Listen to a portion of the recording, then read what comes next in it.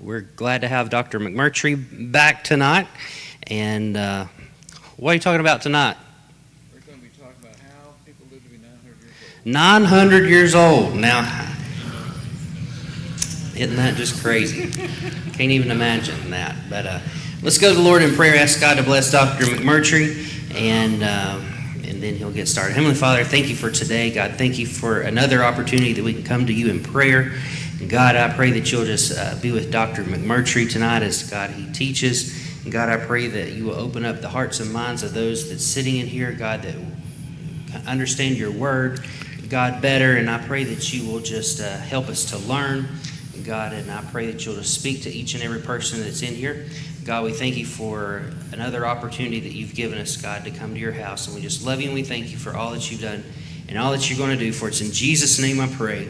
Amen. Amen and amen. Well, good evening. Good evening. Three people.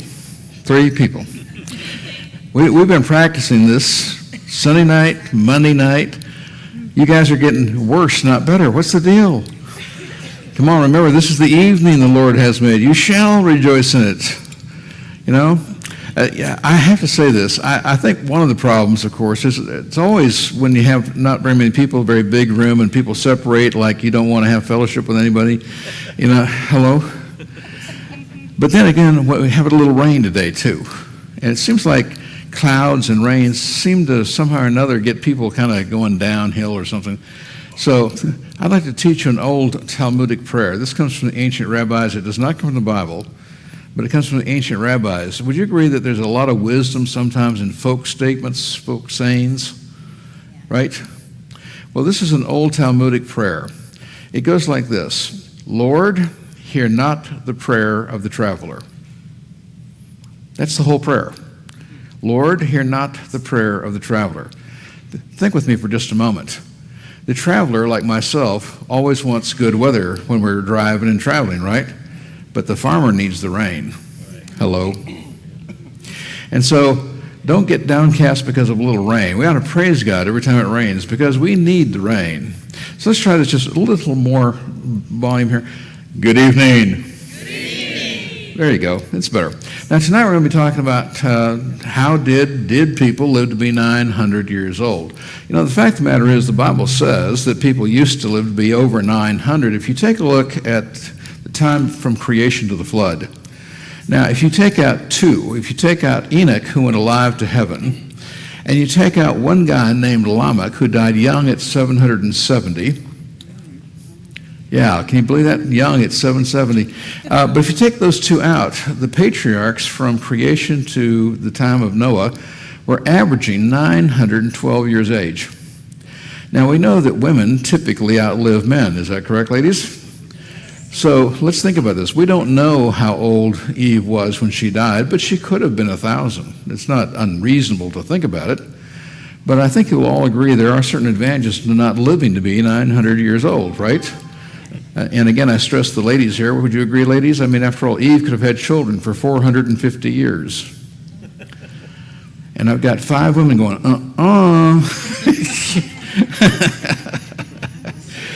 You know, people just don't understand how many children that they had. But if you take a look at Genesis chapter 5, it says that Adam and Eve had many. That's just the word, many other sons and daughters. We have no idea how many. But let's think about this. When you are talking to people about Christianity and you're witnessing, and they will bring up objections, they'll talk about dinosaurs. Well, we got the answers for dinosaurs.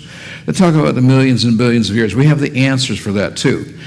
But one of the things they're going to talk about is, well, the Bible says people lived over 900 years old. How can you possibly believe that's true? And so what we're going to do tonight is we're going to show you that it's actually quite reasonable. I want to give you the ammunition to be able to defend that, because we must be able to defend the questions that the world is asking. Because if we don't have good answers to good questions, the world has no reason to pay any attention to us at all. So let's think. Did people really live to be over 900 years? Of course, I believe they did, obviously. But you have to start off with this. Think about the world was considerably different. Same planet. But the environment was significantly different from creation to the flood, just to start with. Remember, no polar ice caps. probably no strong weather currents and hurricanes, that sort of thing. It was a much more pleasant place to live, and you could have lived in a lot more area than we have today available to us. After all, when God finished creating the earth, the creation was complete. 40% of the earth was dry land. Today it's only 30%. And so there's more land. It was a veritable greenhouse of vegetation. But it was much, much different. Let's start talking about some of the science as to why people used to live to be over 900 years of age. Well, first of all, let's think. What you see up here on the screen right now, that is actually a picture of the human chromosomes, the DNA that has the information to rebuild you. What you're looking at in this picture is a 3 gig flash drive. If you're familiar with storage flash drives, well, every cell in your body, with a couple of exceptions, has a 3 gig flash drive. And in these chromosomes you see here, and there are 23 pairs, but this is 3 billion bits of information to rebuild a human body. Now, in this case, we can tell that this is a human male because here the gender genes are X and Y. So that we know this is the male. Women have 2 X chromosomes, men have 1 X, 1 Y. Whenever I find something I think will be interesting to the men, I always try to point that out. Or if I see something I think is going to be particularly interesting to the ladies, I will always point that out for you ladies. But men, I would like you to pay special attention to the chromosomes up here at the moment. Now, I repeat, men have 1 X and 1 Y chromosome. Women have 2 X chromosomes, correct? Men, are you listening? Men, this is why women are a doubly unknown quantity to men. Come on, X is an unknown quantity, and they got 2.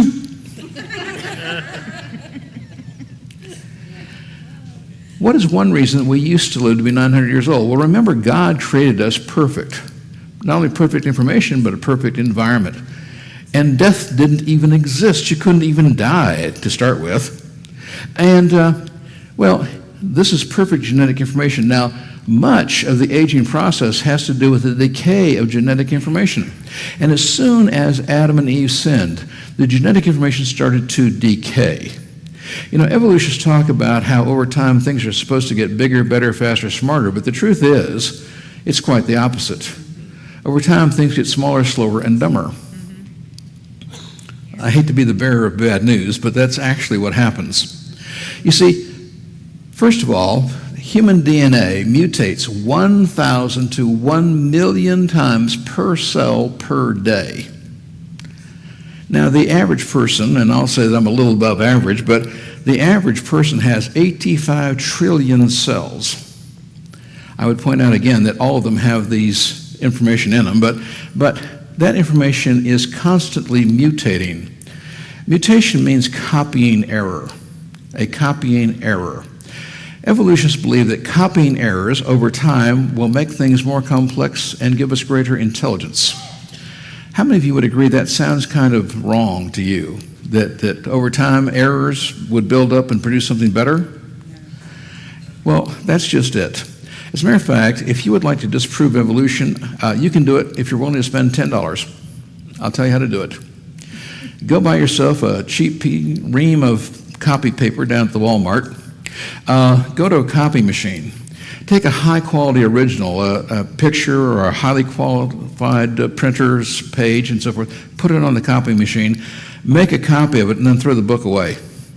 Then take the copy, put it on top of the copy machine, make a copy, and then throw that one away. Then take the copy, put it on top of the copy machine, make a copy, then throw that one away. Then take the copy, put it on top of the copy machine, make a copy, then throw that one away. And then, y'all got the picture?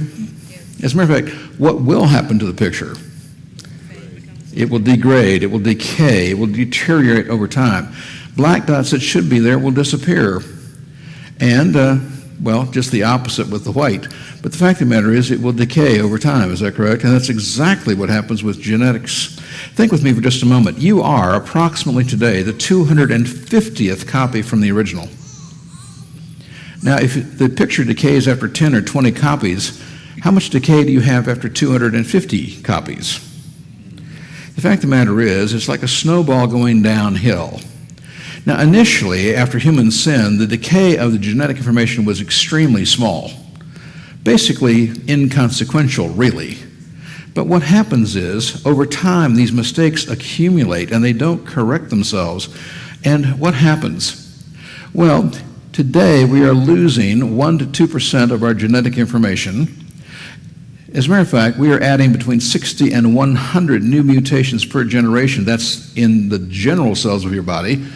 But in the reproductive cells of a human, we are having 75 to 175 reproductive per generation, adding to the load, in which case we are going downhill, and we're going downhill fast. I like to point out, this is one of the scientific reasons that you can say that Jesus is coming soon. I'm not saying when. There are other scientific things. As a matter of fact, we're going to discuss another one later tonight, but there are scientific reasons to know the Lord's coming back soon, because think about what's going to happen. This genetic material continues to decay over time, and eventually we become extinct. Well, the last time I looked, extinction's about as harmful as it gets. How about you? Yeah, you would agree with that. Thank you. I have one small voice, but at least she said something. But God, in his infinite knowledge, his infinite foreknowledge, knew that this would be the condition that would happen once sin entered the universe. And what did God do? God put 7 little engines in our DNA. And these little engines spend their entire day going up and down our chromosomes, correcting the minor mistakes that occur every day. Remember that 1,000 to 1 million mistakes per cell per day? Now, these little machines will not correct major mistakes. They will not correct hemophilia. They will not correct sickle cell anemia. But the minor mutations that are made every day, these little engines go up and down correcting the minor mistakes every day, or you wouldn't exist. Now, I don't want to get too specific, but I have listed all 7 of them up here. But he put those in our DNA, knowing that we would need it to correct the minor mistakes, and these little engines almost never break. And so that is why you're even alive at the moment. Well, we started off with perfect genetic information, but things are going downhill, right? Initially, 1 mistake per generation, then 2, then 4, then 6, and 8. It just keeps going and snowballs. But today we're losing 1 to 2% of our genetic information per generation. I can literally say that your great-grandparents were more intelligent individually and had faster reaction times than you do today, and we know that from experiments done in the last century. Well, that's the first reason why people used to live to be 900 years old. Let's keep going. Now, what you see here, the Earth, and you see these lines, and this is a representation of the Earth's magnetic field. Now, I'm sure many of you remember in school being taught about magnetics and so forth, but the Earth has a magnetic field. The problem is the Earth's magnetic field is decaying, and it's decaying very, very fast. As a matter of fact, I said that there were various scientific reasons that we can know the Lord's coming back soon. This is number 2. You see, the magnetic field of the Earth is decaying very, very quickly. It has a half-life. It decays like a radioactive material decays. It has a half-life of only 1,400 years. So every 1,400 years, half the strength of the magnetic field deteriorates and goes away. You see, it started with a certain amount of energy in it, but over time, energy is being used up out of the system to maintain the system, and so there's less and less energy in the system over time. Today, the magnetic field is only 5% strength of what it was 6,000 years ago. This is, in my opinion, the single greatest scientific argument for a young Earth we have, although today we have over 350. I had mentioned my website and so forth to you before. On our website, we have free videos. We have roughly 300 right now. They're little short things. They're a minute, 3 minutes, 5 minutes, 10 minutes long. And each one has a piece of information that could be useful to you, but the 180 of them deal specifically with arguments about the Earth being young, but we have over 350. Now, with that then in mind, the Earth's magnetic field at the time of creation was 20 times stronger than today. Well, we could still be alive, and that'd be fine, but if you keep going back, even 8, 9, 10,000 years would kill all life on Earth. So this is one reason why you know the Earth is absolutely scientifically young. Even if we didn't have the Bible, we could say that. But the problem is this. Let's think about the Earth's magnetic field for just a moment. In this picture, what you see is the Earth's magnetic field was put here by God to protect us. Do you realize that there are planets that don't even have a magnetic field? Or one planet is really quite interesting. The magnetic field of one planet in our solar system, the axis of rotation is here, the magnetic field axis is here, 60 degrees off. If that were true, what would happen? If that was the Earth. Well, in this illustration, the magnetic field, or what's called the magnetosphere, well, that protects us from deadly solar radiation coming from the sun. We call that the solar wind. Now, this deadly radiation is ionized, it's plus or minus charged. So what happens when this deadly radiation coming from the sun hits the Earth's magnetic field?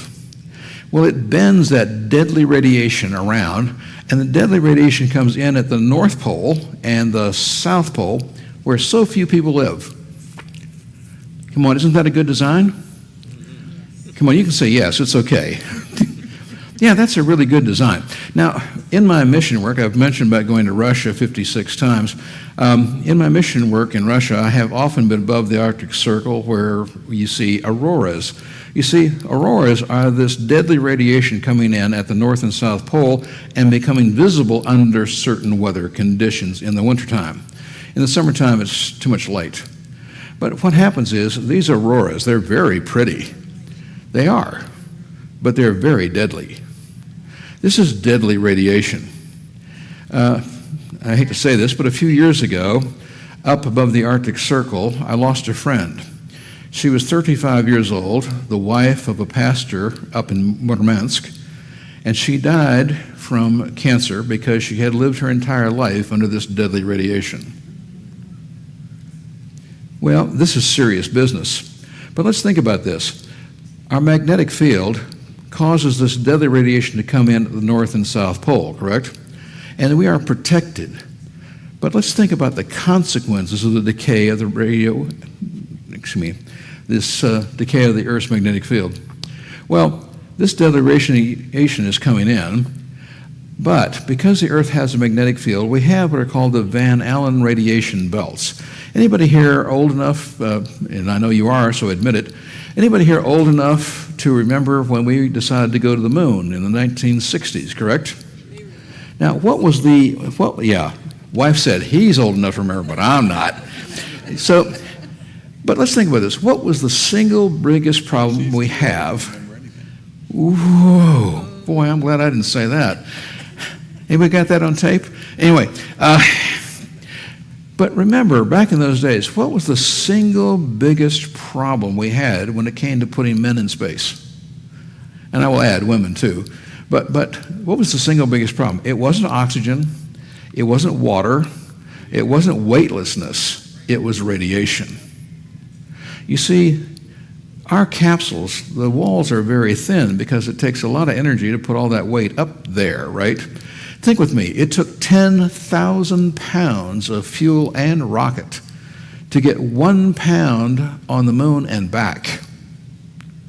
So weight was a critical thing. Any of you ever been down to Florida? You've seen the actual mock-ups of the lunar landers and so forth, the LEM, right? Do you realize that you could take your finger and push it right through the wall? It was almost tinfoil. How about, any of you remember how Armstrong had to jump down? Why? I've got the pictures. The ladder was 18 inches too short. Because first of all, now remember, the scientist in charge of the lunar program of the United States was a Christian young Earth creationist named Dr. Wernher von Braun. He believed it was 6,000 years old. But he did have evolutionists working for him at NASA who believed it was millions and billions of years old. And they believed there would be anything from 30 to 300 feet of dust on the moon. That's why they had those big old mushroom feet, was so that it would sink into the dust and not sink all the way through. But since it takes 10,000 pounds to put 1 pound on the moon and back, they built the ladder 18 inches too short. And of course, I was watching that night when the lunar lander hit, and it simply went thud, right? Because we only found 1 to 3 inches of dust on the moon. But that's why the ladder was short. Well, the big problem was radiation, because as soon as you start launching men up into outer space, even though it's near the Earth, think about it. The International Space Station is working at about 230 miles up. So what we found out was there's radiation belts here. Because the Earth's magnetic field traps that radiation and brings it around the North and South Pole, it creates bands or belts of deadly radiation, and we were shooting guys through that stuff. Now, back in the days of the 60s, we knew of 2 bands. Today, we now know there's 3. But this deadly radiation is a big problem. Now, why did people used to live longer? Well, remember, the Earth's magnetic field used to be 20 times stronger at the time of creation, correct? That would push those bands further and further away. But as the decay of the Earth's magnetic field occurs, those deadly bands of radiation are getting closer and closer. Think about this. Why are cancer rates going straight up? Now, not all cancers, but many cancer rates are going straight up simply because more and more radiation is getting through as the magnetic field gets weaker and weaker. So we talked about, well, the magnetic field. It actually stabilizes chromosomes. Research has been done to prove that if you have intense magnetism from conception to birth, you'll live longer because it helps to stabilize the chromosomes. Well, when Adam and Eve came along, the magnetic field was 20 times stronger, and their children were living under those conditions. By the time of the flood, it's only 10 times stronger, and of course, people started living only 600. Today, we sort of think of old age in the years of 100, right? Give or take a little. Now, so here we have various reasons scientifically, but there are more scientific reasons. First of all, the covering of water vapor in the atmosphere. Remember that God on day 2 creates the waters above the waters below, correct? Now, the waters below, we're talking about a mile of water down below. We have a presentation, I think we might have done it when I was here 2.5 years ago. If not, remember that many of the presentations are available on DVD, USB, if you miss anything. But that's the waters below. But it also says that there was some extra moisture in the atmosphere. Now, not a lot. The concept of a cloud covering, cloud canopy, as some people would call it, is simply not true. And you know it's not true for very good scientific reasons. Think with me for a moment. The only planet in the solar system today that has a cloud canopy is Venus. This is why Venus is the brightest object in the sky after the moon, and why it's so easy to see a lot of the time, because it has white clouds around it, completely all the way around, and the sunlight bounces off of it, makes Venus very easy to see. It's a very bright object. But I can assure you, we ain't never going to Venus. Hello? We are never going to land a human being on Venus. It's really quite simple. First of all, those clouds have a lot of sulfuric acid in them. Hello? But because of the cloud canopy around Venus, it traps the sunlight. Remember, it's closer to the sun than we are. It traps the sunlight and the heat. The surface temperature on Venus is over 800 degrees Fahrenheit. If you could stand on the surface of Venus, which you can't, but if you could and you were to hold a pound of lead in your hand, it would melt in your hand. We are never going to land a human being on Venus. However, this little bit of extra moisture that's in the atmosphere that's not there today, because after the flood there wasn't an event that would allow it to be regenerated, but it was there from creation day 2 to the time of the flood of Noah. And it has multiple benefits on why people would live to be 900 years old. Now, first, let's talk about this one. No extreme weather seasons. There would be no spring, winter, fall, and so forth. There were no seasons before the flood. As a matter of fact, the Bible is very specific about this. After the flood, it says, now you will have winter, summer, spring, fall, correct? And before the flood, there was no seasons, because the earth, again, was warm and comfortable everywhere from pole to pole. And this, of course, led to a great deal of vegetation, a lot of food. That's not going to be a problem. But think with me about seasons for just a second. Now, heat will kill, but cold kills more often. And I can assure you that even though you may be in the mountains here in December and January, you think it's getting cold, but I can assure you, you don't know about cold. I have a friend here. He's been to Russia as well. And, well, I often go to Siberia in February when I can go to Russia. And it's southern Siberia, by the way. It's minus 40 air temperature. That's not wind chill. Hello. But cold kills more often than heat, although both can. But before the flood, you would not have had those conditions. And that water vapor, again, covering the Earth's atmosphere there, again, you could see through it. It's not clouds, but it has other benefits as well. Now, how many of you do know? Now, here's an illustration showing that little bit of extra moisture in the atmosphere here. And we have radio waves, visible light that you and I see, and ultraviolet radiation. But notice the ultraviolet radiation going through water reduces the amount. How many of you do know that every single day you are alive and go outside, you need to be wearing sunglasses with blue blocker? One hand. Let me explain. First of all, how many of you are, again, old enough to remember, because I do, how many of you can remember when men used to have barbers and women used to have hair salons? Yeah. Hello? Now, if you can remember that, I can.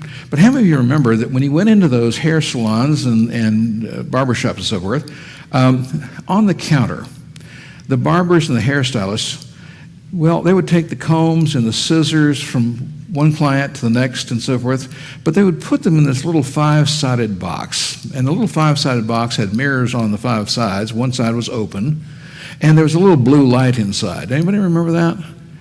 And they used to put the combs and the scissors and so forth in that little box through the open side, and then they would use them again on the very next customer. But what was that all about?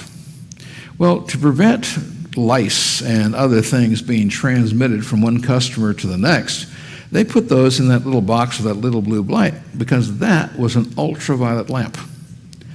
Ultraviolet light kills things. And it was a way of keeping lice and bacteria and so forth from being transferred from one client to the next. Now today, that's not allowed. Today, it's basically illegal. And the reason for that is really quite simple. But today, we use chemicals. We use recycled, we use a new one every time, whatever. But why? Ultraviolet light causes cataracts. And the men and women who were working in those barbershop, hair salons, were getting cataracts faster than other people. So if you want to slow down, now you can't prevent it, but if you want to slow down the development of cataracts, you want to make sure that you're not only wearing sunglasses outside all the time, but they have blue blocker, 100%. See, that's 100% blocking ultraviolet light. That's the blue. And if you didn't know that, you do now, correct? Very good. So let's think about this. Before the flood, much of this ultraviolet radiation that comes in every day would have been diminished because of the extra moisture in the atmosphere. You wouldn't have had to have blue blocker sunglasses. Well, let's continue. There's basically no or very little earthquake and volcanic activity. Now, think about this. Today, volcanoes don't kill a lot of people. Because today we have warning of when volcanoes are going to erupt. I think you'll agree. But tell that to the people at Pompeii in 79. Hello? Or the people who were in Indonesia with Krakatoa or Tambora. Others I could mention as well. However, earthquakes today still kill people. Now remember, volcanoes don't cause earthquakes. Earthquakes cause volcanoes. You see, you can have an earthquake without a volcano, but when the land slips in an earthquake, it causes a place where hot rock can come through, and so that's what happens. Earthquakes cause volcanoes, not the other way around. But when volcanoes are becoming very active, there's also an increase in earthquake activity, and we can measure that. And today, very few people die in volcanic eruptions, although we have a DVD on Mount St. Helens erupted on May the 18th, 1980, a Sunday morning, killed 57 people needlessly, but they died from terminal stupidity. Apparently, y'all need to think about that. I would say that I'd like to give you an example of God's grace. When Mount St. Helens erupted back in 1980, the side of it blew north, and 57 people died because they were told not to be there, and they chose to be. But if the mountain had blown west, 50,000 people would have died. And so in God's grace, he made sure that the loss of life was actually quite small. But earthquakes still kill a lot of people. How many of you remember getting up in the morning on a Sunday to come to church or come to Sunday school? I hope you do come to Sunday school. But how many of you remember turning on the radio or the TV and they announced there's been an earthquake in Iran and 10,000 people had lost their life that morning because their housing is so poor and because the earthquake activity is very high in that area of the world? Well, today earthquakes will still kill people because, again, we don't have warnings on a lot of that.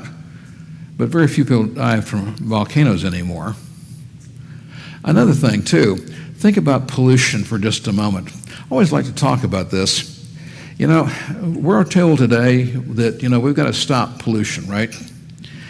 When I was in school, evolutionists said the solution to pollution was dilution. That we would put it in the atmosphere, we'd put it in the ocean, and we just dilute our pollution away. Today, of course, they would say that the solution to pollution is prevention, which I do agree with as a Christian conservationist. But the views changed considerably. But think with me, today we know that pollution is not a good thing, right? And I'm just talking about in general. But the thing people forget is nature pollutes.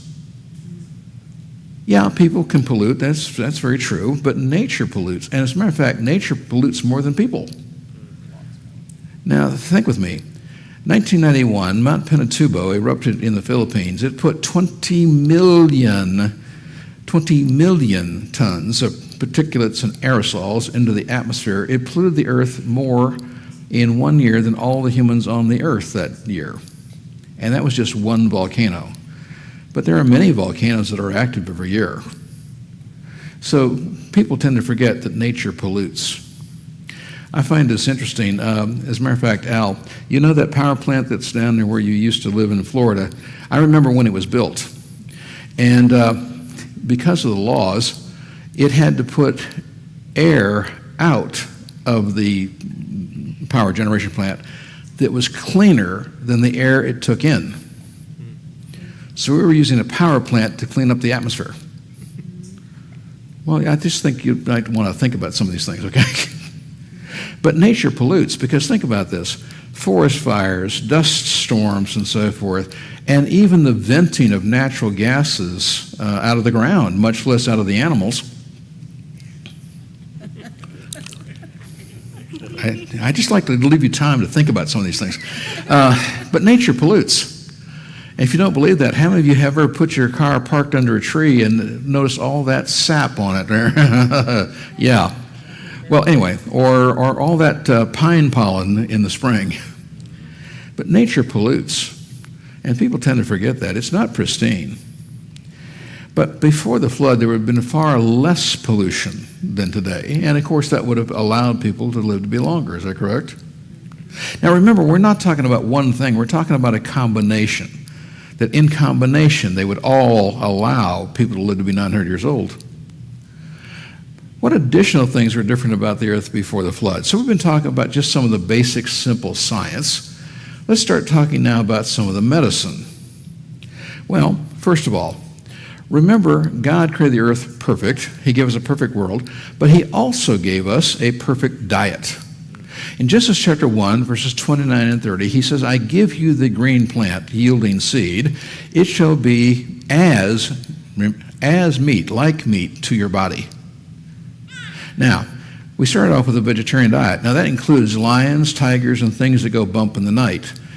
All dinosaurs were vegetarian initially. Even T-Rexes were vegetarian. And I would point out to you that 19 years ago, at the highest level, evolutionists redefined T-Rexes as vegetarians.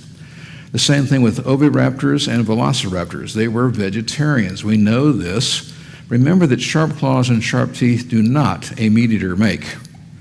You cannot tell what an animal eats simply because of the shape of its teeth.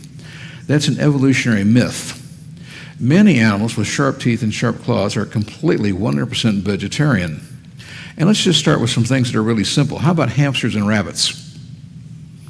They've got sharp little claws, but they got very sharp teeth. If a rabbit bites you, it'll put a hole right through your finger, literally. But what about beavers, capybaras? And we could start going to a whole bunch of others. Down where I live in Orlando, we use, I'll even let you just guess. Down in Florida, there's a lot of screened-in back areas behind the house with pools. A lot of them have pools. Do you know what we use for watchdogs down in South Florida? No? Now, by the way, ladies and gentlemen, one person said mosquitoes. I thought that was an excellent answer, but it's not the right answer. But I like that answer. No, we use iguanas. Iguanas have teeth that are just like T-Rexes, only they're shorter. And they have very long, sharp claws. They're completely vegetarian, but they have sharp, pointed, serrated teeth. Very long claws, but we use them as watchdogs. Why? Because they're very territorial. And we let them out at night. And if anybody breaks in, they will attack them and bite them, and I can assure you it's much worse than a dog. Well, just as an example, sharp claws and sharp teeth do not indicate the diet of a creature. We have a presentation, and it's on a DVD as well, about sharp claws, sharp teeth. But think about it for just a second. I have seen deer eat birds. Do you know you don't put a chicken in with a horse in a stable? Because the horse will kill the chicken. All kinds of creatures you think of as being 100% vegetarian actually do eat meat at times. Not continuously, but they do. And lots of creatures do that. But we initially were given a vegetarian diet. Now, that's absolutely true, and I am so thankful that I live after the flood. I'm very thankful I live after the flood. And I'm eternally grateful for Genesis chapter 9, verse 3. If you're not familiar with Genesis 9, verse 3, it says, "Now you shall eat meat." And I take God seriously. If you ever have a meal with me, I'm a meativore. Hello. I figure, why should I eat the vegetables if the animals have already done it for me?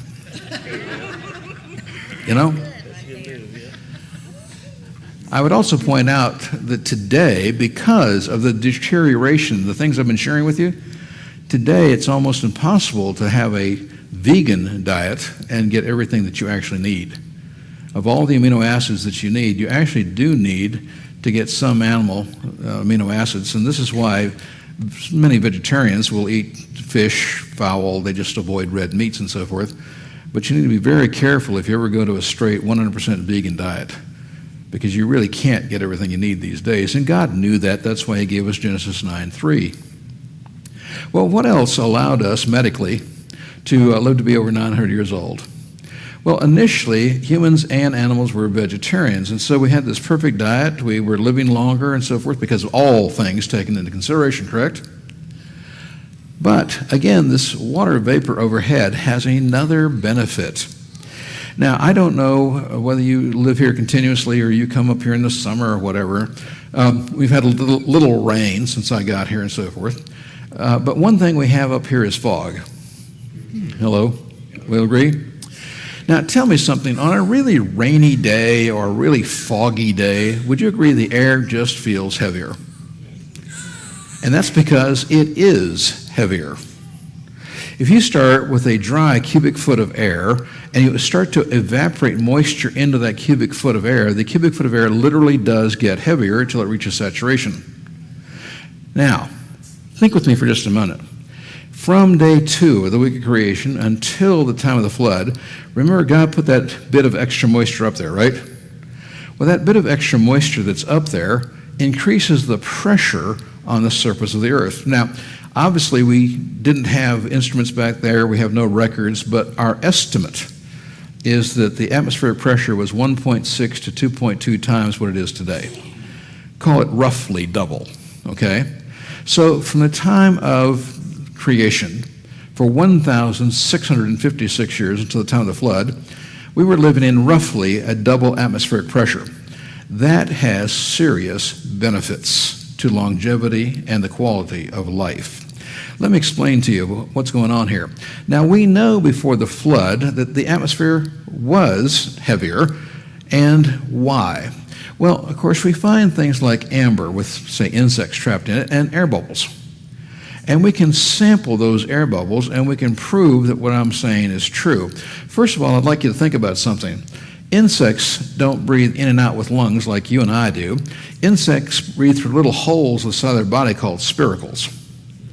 Now, the size of an insect is not based upon how long it lives. The size an insect can grow to depends upon how much oxygen it can get while it's alive.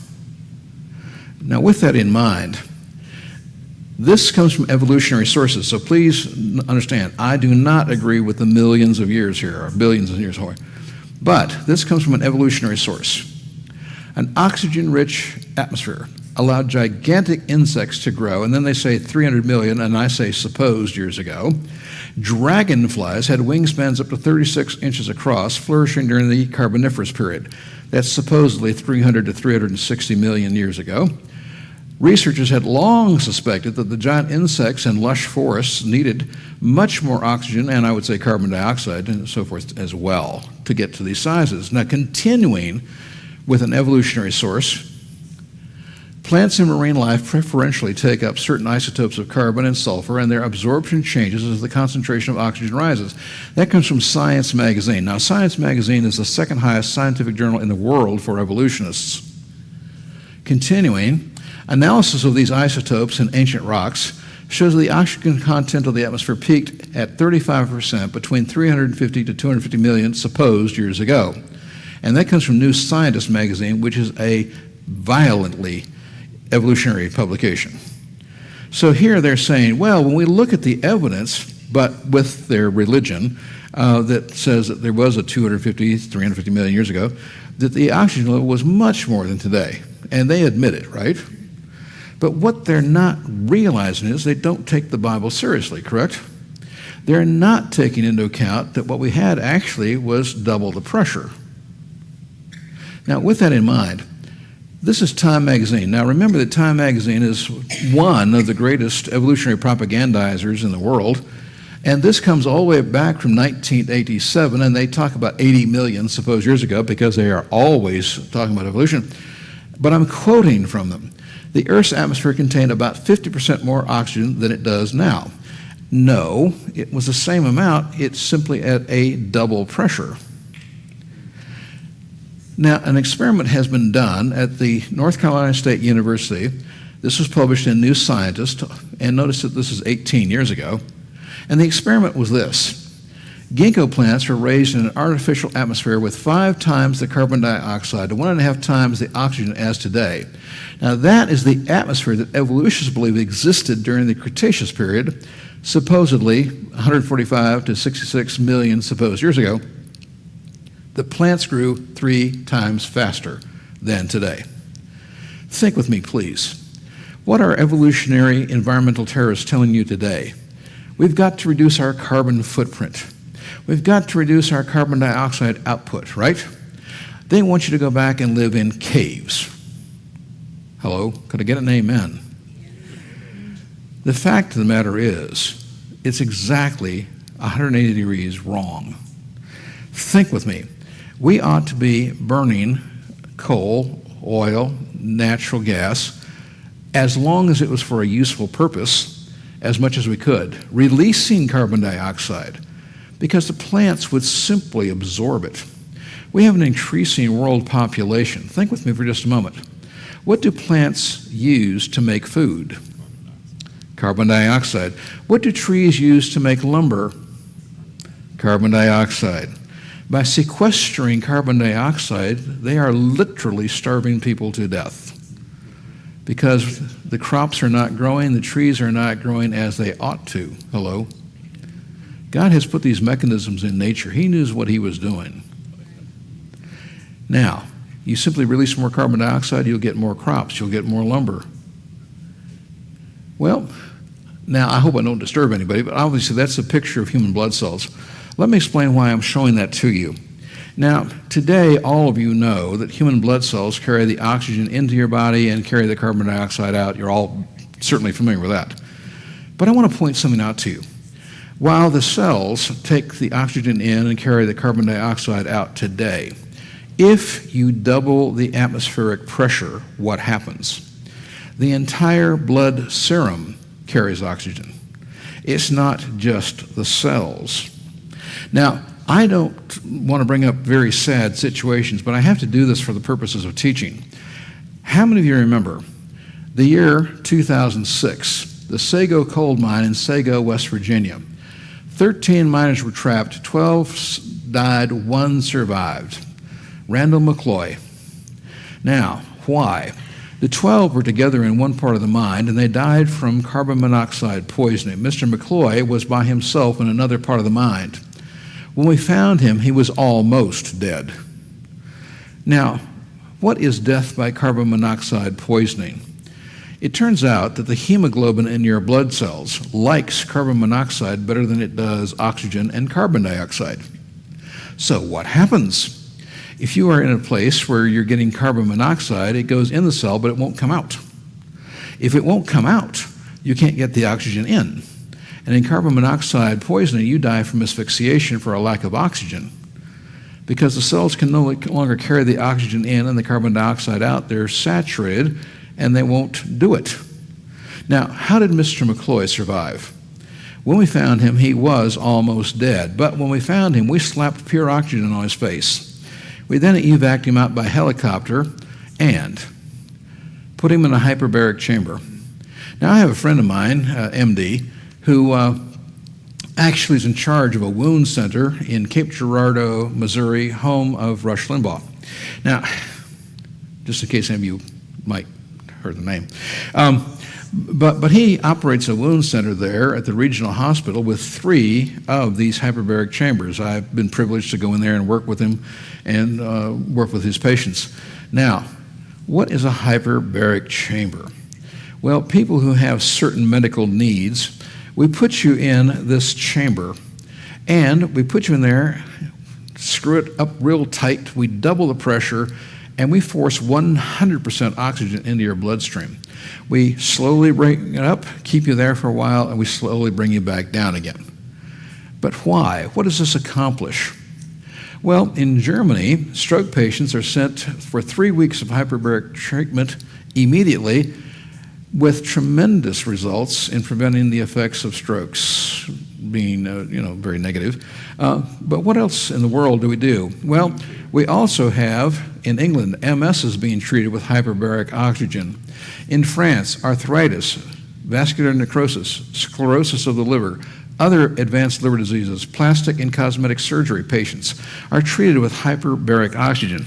Now, initially, burn patients, and still a lot of burn patients, are treated with hyperbaric oxygen. But today, there's approximately 35 medical treatments in the United States approved by the FDA. I would point out to you that around the world, roughly 100 ailments are being treated with hyperbaric oxygen, but not legal in the United States. You may draw your own conclusions from that. However, think with me for a moment. When somebody has a severed finger, foot, arm, hand, etc., today we know how to do the surgery to sew them back together. We can do the microsurgery, surgically put them back together. We know how to do that. What is the problem? The problem is keeping the tissue alive until circulation can be regenerated naturally. And so, what do? We stick them into hyperbaric oxygen because that will keep the tissues alive while some of the healing process occurs and the circulation of natural blood supply can be restored. And I'm going to prepare you for just a moment. Be ready for a picture I'm about to show you. But so we can do this. We know how to do the surgery, but we cannot do it without hyperbaric oxygen because even if the tissues are sewn back together, they don't survive. But let me show you the picture. This young lady, Isabel, she has passed away. She passed away a couple years ago, but in 2005, she had her face transplanted. Take a close look. You can see where I will not show you the picture of what she looked like before the surgery. I won't do that. But you can literally see where this part of her face was literally taken off and replaced with a cadaver face. And that was in November. This is what she'd look like during recovery only a few months later. Now, she did pass away just a couple of years ago, but her life was extended quite a bit. But think about it. Cutting somebody's face off, you better be sure it's going to work. Hello? Yeah.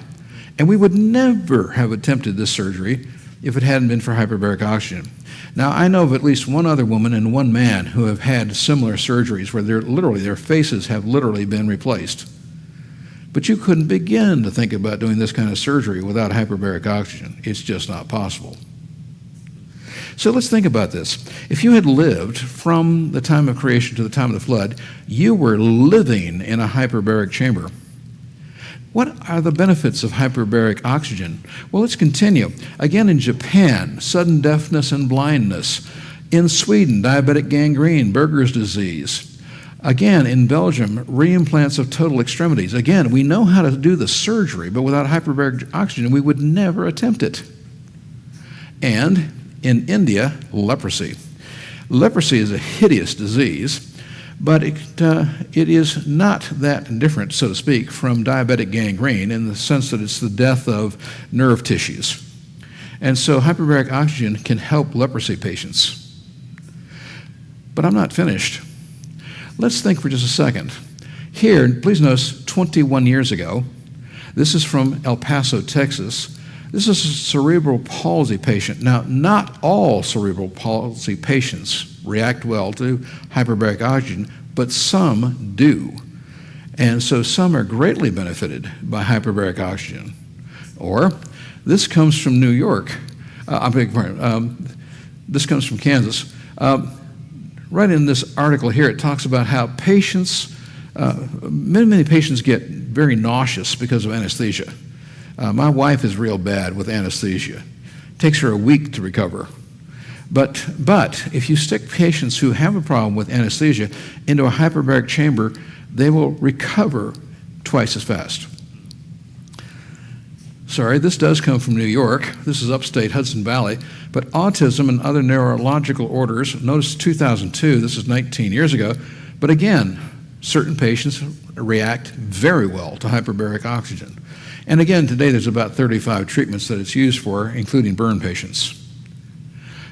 Now, this is a one-person sit-up hyperbaric chamber, okay? Michael Jackson owned one of these to keep his nose on. I'm serious. His nose had had so many operations there wasn't anything holding it on. And if he hadn't had a hyperbaric chamber in his home, his nose would have fallen off. And I'm quite serious about that. But what are other benefits? Well, this is a list of just some of the professional teams that keep hyperbaric chambers in their training facilities. As a matter of fact, today, all professional teams and all large universities with athletic teams have at least one in their training facility. Why?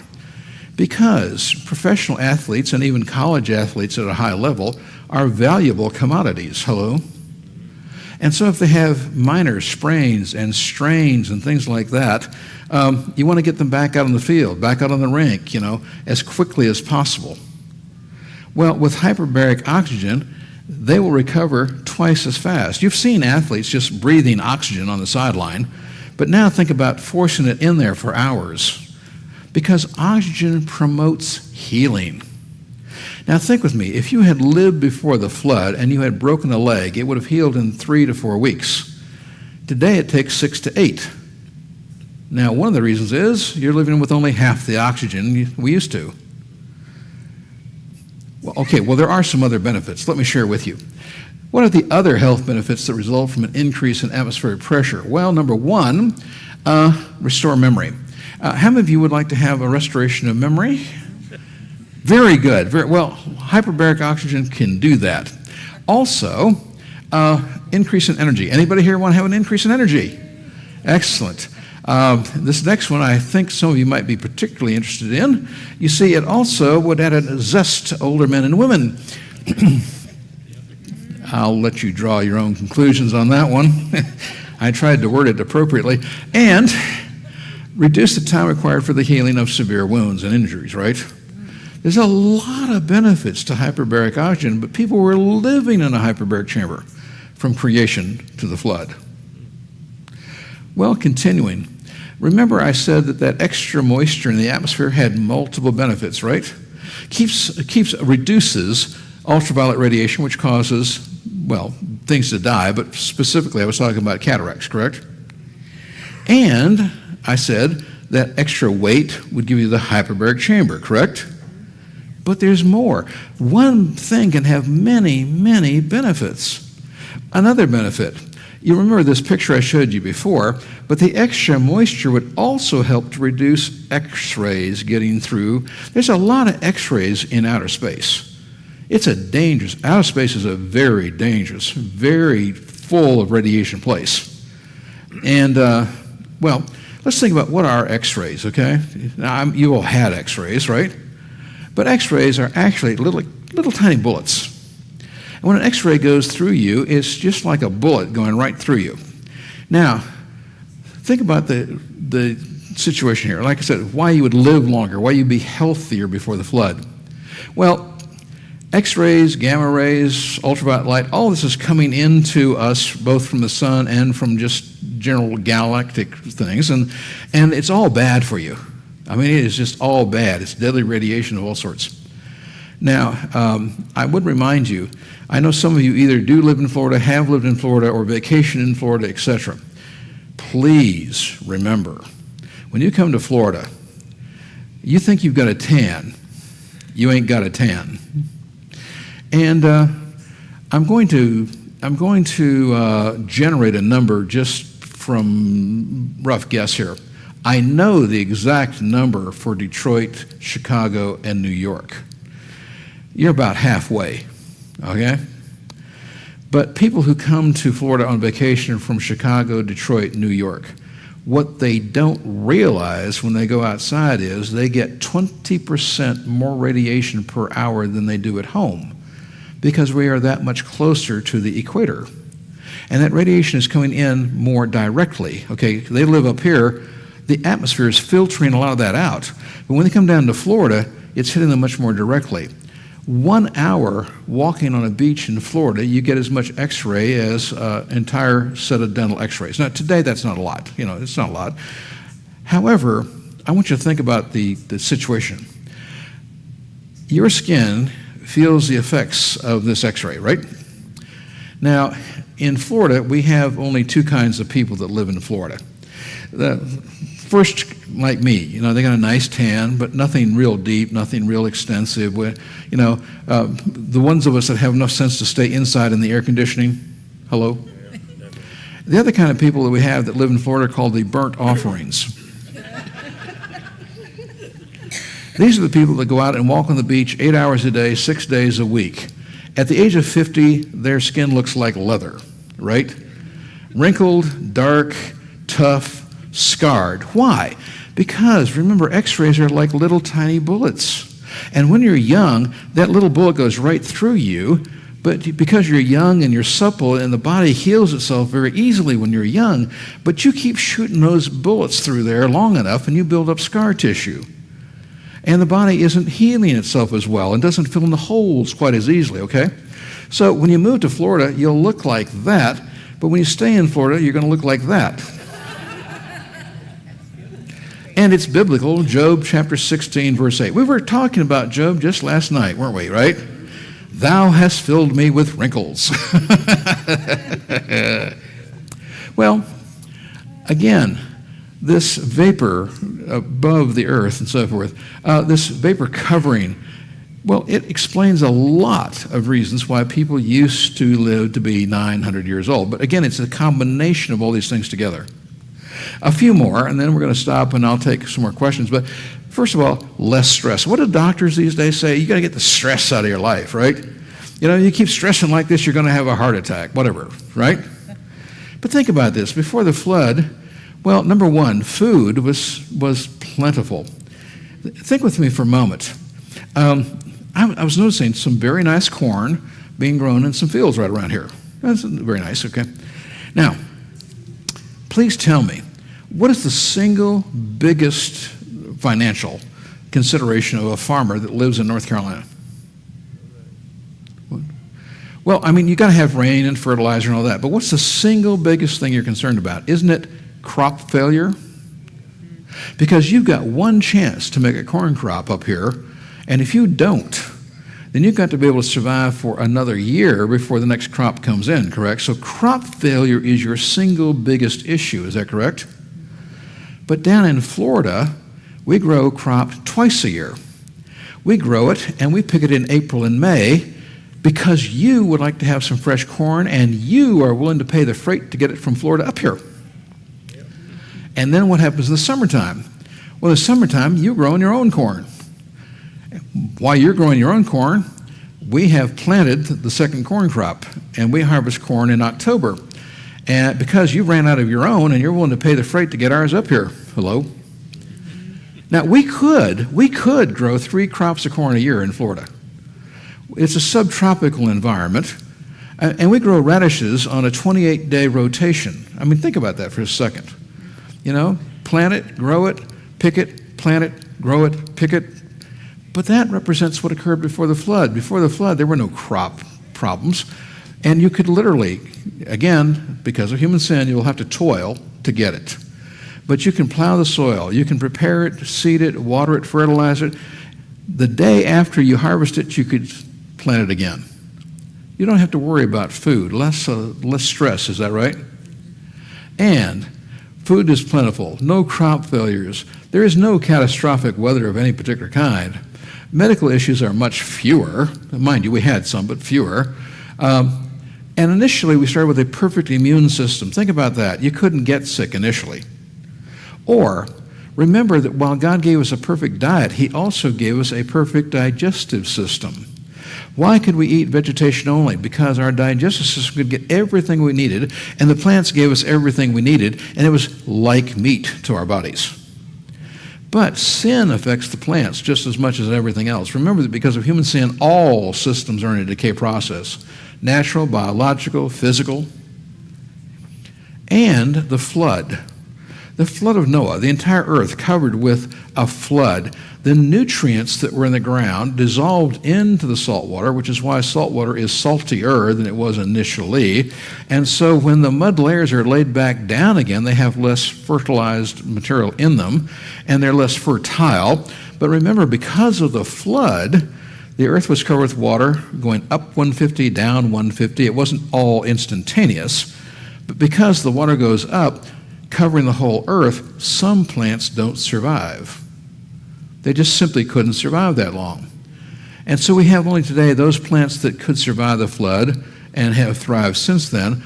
But maybe, remember we had a perfect immune system, a perfect digestive system. What if there were plants that had pharmaceutical benefits that are not available to us today? Remember that most of our medicines come from plant derivatives. Maybe we are just discovering today how to make things that were naturally in plants that we ate before the flood. We can't prove it, but maybe, and certainly more nutritious and so forth, correct? But because of the flood, the soil is less nutritious. The plants, some of them that we might have benefited from, are no longer available. They might have had medicinal, pharmaceutical benefits. And so, again, we're not living as long as we used to. Near perfect digestive system, near perfect food, we just didn't have this kind of stress that we do today. Is that right? No. And I would point out to you, remember, again, stress, population densities. Before the flood, population densities were not a problem. Now, in Hayesville, population density is not a problem. Murphy, it's not a problem. Go to Atlanta. That's our problem. Hello? Yeah, it's a big problem. Believe me, I understand that. But population density, again, stress, is that right? Oh, come on, it's stressful driving around Atlanta. It's stressful driving through it, etc. But we didn't have the population densities, we didn't have the stress. Now, we had no wild animal, no Indian attack. By the way, I can say that because I am an Indian. I'm a North American Indian. I have citizenship in the Cherokee Nation. But there's no wild, and dinosaurs. We didn't have to worry about dinosaurs either. You've got to watch the screen. You never know what's going to come up. Hello? But think about it. You could have had a pet T-Rex because they were vegetarians. Never, ever get your education from Hollywood. I mean, how many of you in here have been forced to watch at least one or more of the Jurassic Park movies? Well, in there they showed dinosaurs eating each other and eating people. Is that right? But before the flood, that was not true. Now, I'm not saying that they didn't become semi-carnivorous or slightly omnivorous afterwards, but initially they were vegetarians, and they didn't eat meat. They didn't eat each other initially, okay? But because of human sin, that will change later. We had a warm, uniform climate. Again, I remind you of heat kills, but cold kills more often, of course. But again, I want to introduce you lastly to genetic entropy. This is the decay of genetic information in the body. It starts because of human sin. So what happens? The DNA in your cells decays, and over time we degenerate. We're shorter, smaller, dumber over time.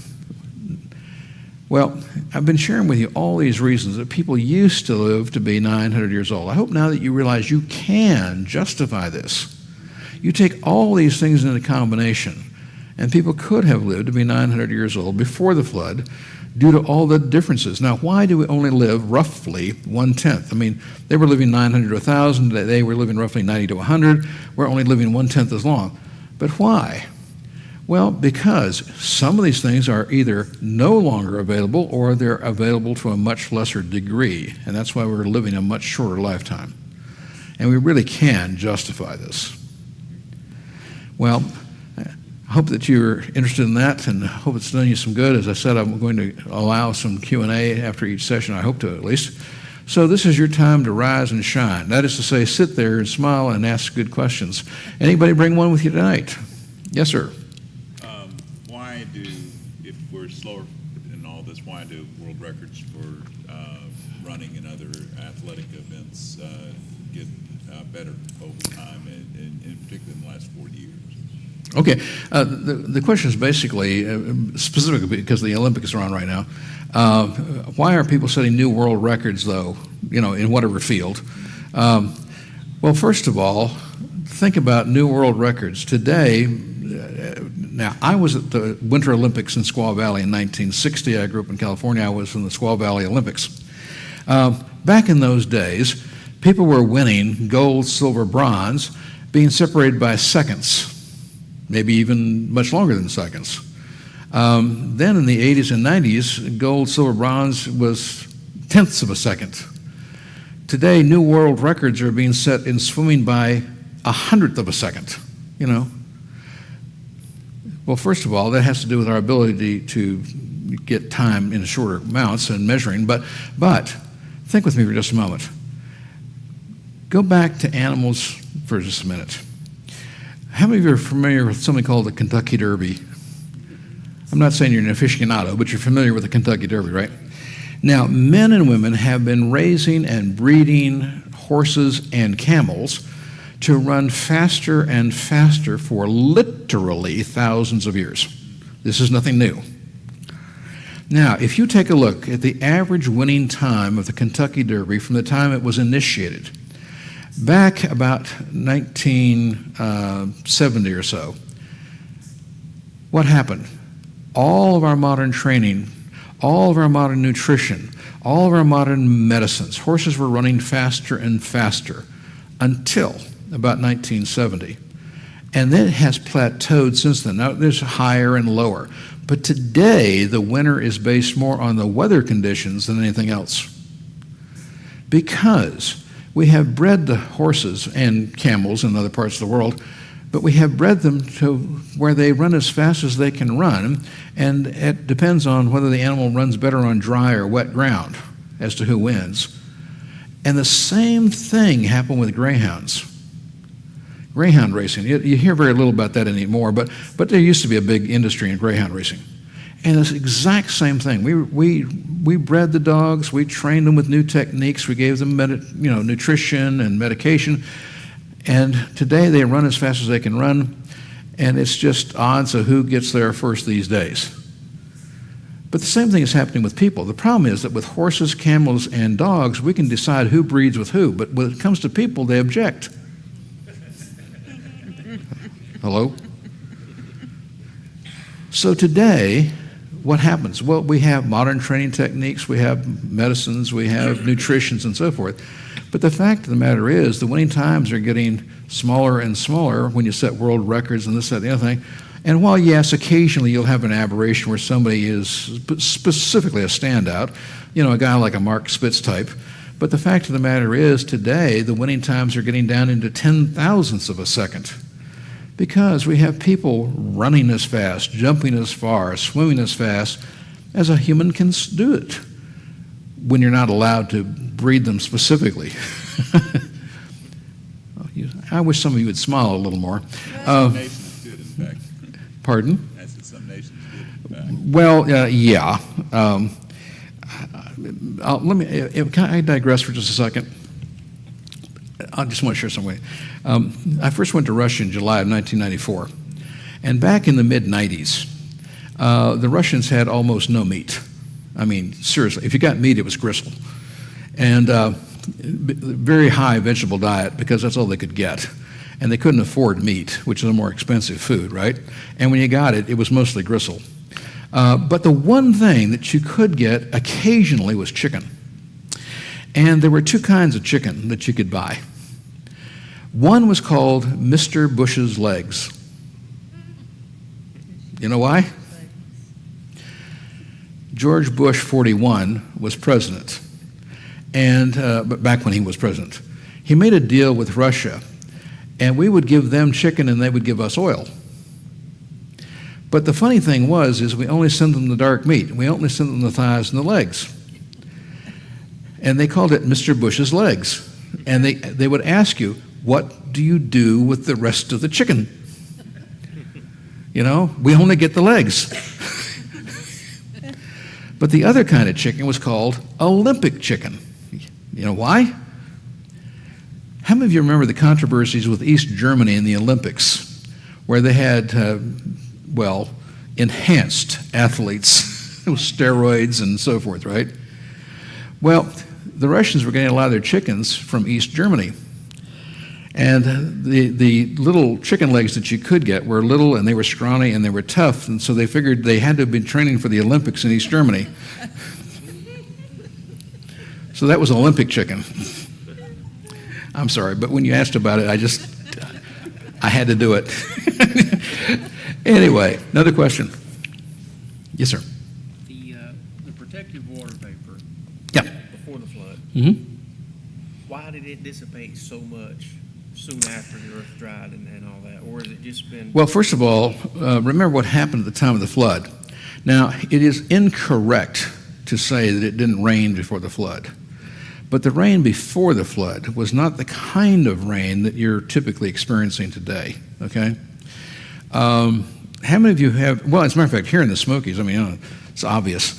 How many of you have been in rain where it was that misty, swirly kind of rain? When you look through a street light, you could just see the little tiny water particles just swirling in the wind, right?